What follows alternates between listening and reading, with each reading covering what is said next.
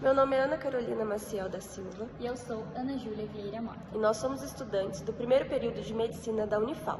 Nós estamos realizando um trabalho sobre o Prêmio Nobel de 1902 e o ganhador Ronald Ross, que foi agraciado com esse prêmio devido às suas descobertas sobre a malária, mais especificamente sobre o envolvimento dos mosquitos na transmissão dessa doença para os seres humanos. Sobre a biografia de Ross, ele nasceu em Almorra, na Índia, no ano de 1857. Ele foi naturalizado inglês. Ele começou seus estudos sobre a medicina e também sobre a área de entomologia, que é o estudo dos insetos e suas interações com o meio e com o ser humano. Ele também entrou para o serviço médico indiano e começou a estudar a malária no ano de 1892. Foi esse assunto, inclusive, que lhe concedeu o Prêmio Nobel. Ele foi integrante da Escola de Liverpool de Medicina Tropical e amplamente reconhecido pelo mundo acadêmico e por grandes figuras da época. Ele foi consultor em malariologia do gabinete de guerra durante uma epidemia de malária que assolava os soldados. Ele foi diretor do Instituto Ross e do Hospital de Doenças Tropicais e de Higiene. Ambos os cargos ele ocupou até sua morte. Além dos interesses sobre a malária, o ciclo da doença, os tratamentos e sintomas, ele também tinha interesses nas áreas da pintura, das poesias e também como escritor. Em 1902, como dito anteriormente, ele recebeu o Prêmio Nobel e posteriormente ele também foi amplamente homenageado. Ele se casou com Rosa Betsy Bloxham, com quem teve 4 filhos, sendo eles Ronald, Charles, Sylvia e Dorothy. Ele morreu em 1932 no Instituto Ross, em Londres.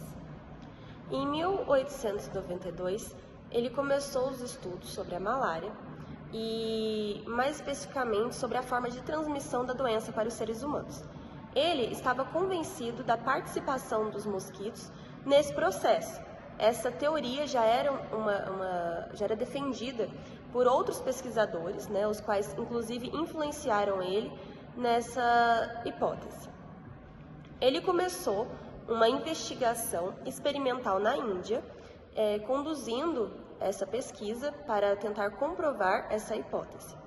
Seus métodos consistiam em alimentar os mosquitos com o sangue dos pacientes infectados e assim tentar acompanhar o ciclo de vida desse parasita nesses insetos.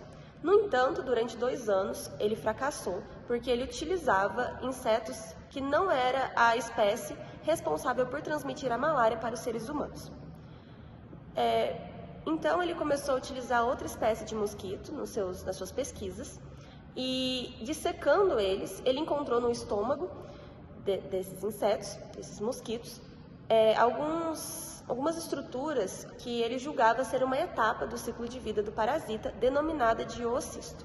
Com essa descoberta, ele continuou as suas pesquisas tentando descobrir o ciclo de vida do parasita nos insetos, mas dessa vez utilizando modelos aviários, já que os seus métodos de estudo, seus métodos de pesquisa, não eram muito aceitos pela comunidade acadêmica e haviam várias controvérsias em relação a isso.